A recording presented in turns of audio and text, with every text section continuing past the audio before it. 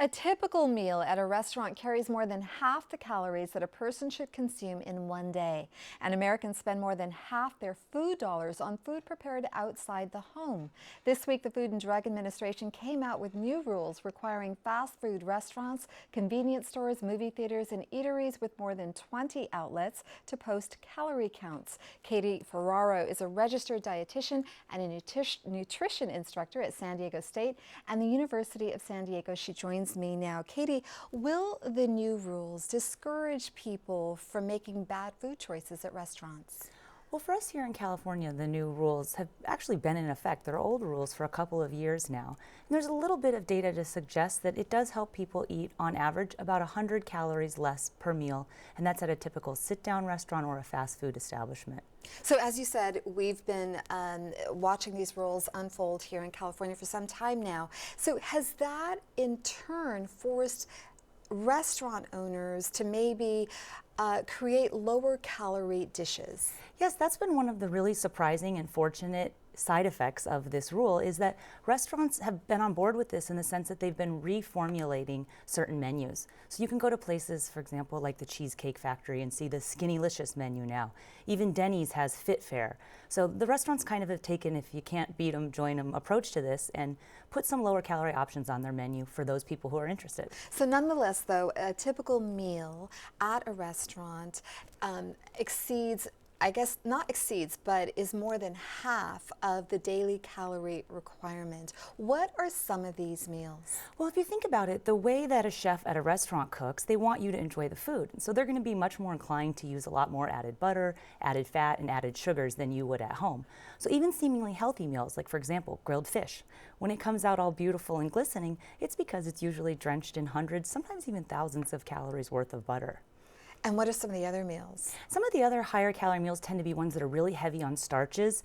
As a dietitian, we recommend people eat about half their plate full of fruits and vegetables. But think about your typical restaurant meal. It's usually primarily made up of a lot of starch, a lot of meat, and then maybe a small amount of fruits or vegetables. And how can people offset these calories? I mean, they still want to go to restaurants. How can they offset some of the damage that they might be doing? Well, one thing that I always recommend is to think of eating out at restaurants as a sometimes occasion. If you cook at home more frequently than you eat at restaurants, you're automatically going to be preparing more healthful foods. But when you do eat out, try to do things like ordering off the appetizer menu, which tend to be smaller portions. Ask the waiter how some of the foods are prepared. We want to look for baked foods as opposed to sauteed or high oil foods. And then also just consider asking for a box. As soon as your food comes, ask for a box and take half of it home. Enjoy that later, and then just have half that portion there at the restaurant. What about ordering drinks along with your meal? Well, that's one of the interesting provisions about this new law, is that it's going to require restaurants to also divulge the calorie information for alcoholic beverages. You want to watch out for really large portions of sugary beverages, which a lot of people drink in restaurants. Instead, try to stick to calorie-free drinks like coffee, tea, iced tea, water, and then save your calories for the food if you can.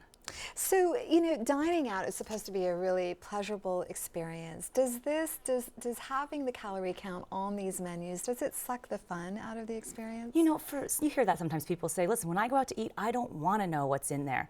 We do know from other data from other cities, for example, New York City, that about 1/3 of people do use that data to make better choices. So I think it's better to have the information available for you, and then if you want to use it, it's kind of up to you whether or not you decide to make lower calorie choices. So we're in the middle of the holiday season now. As you know, there are lots of sweets, lots of treats everywhere at work, even at stores, at parties. How do people get to enjoy some of these delicacies while at the same time not sacrificing their weight or their health?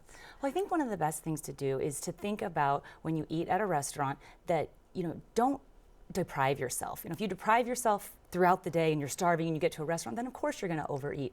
So it's okay to indulge, but less is more. Try to go to a really good restaurant. Sometimes a higher end restaurant, you'll find yourself ordering a little smaller portions, ask what the specials are, order off the appetizer menu is another way to do that as well. Okay.